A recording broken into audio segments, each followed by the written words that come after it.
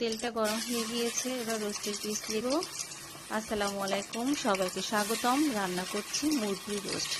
2টা মুরগি রোস্ট করবো, যথাক্রমে 8টা পিস হবে। 2 ব্যাচ করে ভাজবো। অল্প তেল ব্যবহার করার জন্য 2টা ব্যাচ করে ভাজবো। প্রথমে 4টা, পরে 4টা। এই রোস্টের পিসগুলোতে আগে থেকেই লবণ ও লেবু রস মাখিয়ে নিয়েছিলাম। হালকা জলে ভাজতে হবে। একটু ভাজা হয়ে গেলে উল্টিয়ে দিব। রোস্টের পিসগুলো উল্টানোর জন্য আমি রাইস স্পুন ব্যবহার করছি, কারণ এতে আমার সুবিধা হয়। এক ব্যাচ ভাজা হয়ে গিয়েছে, এবার দ্বিতীয় ব্যাচ দিব। একইভাবে এপিট ওপিট করে ভেজে নিব। এগুলো ভাজা হয়ে গেলে এই তেলের মধ্যে আরও কিছুটা তেল দিয়ে পেঁয়াজ ভাজতে দিব। পেঁয়াজের মধ্যে 2টা গোলমরিচ, 2টা লবঙ্গ আর একটা তেজপাতা দিয়ে হালকা জলে ভাজবো। অন্যদিকে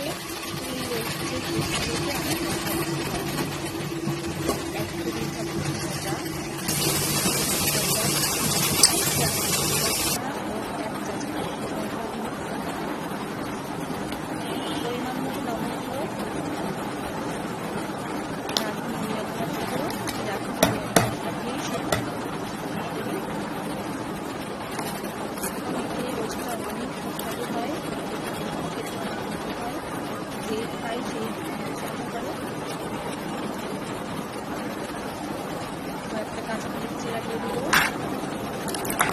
সামান্য গোলমরিচের গুঁড়া দিব, সাদা গোলমরিচের গুঁড়া, কয়েকটা দেখা যাচ্ছে। ভালো করে পেঁয়াজটা ভাজা হয়ে গেলে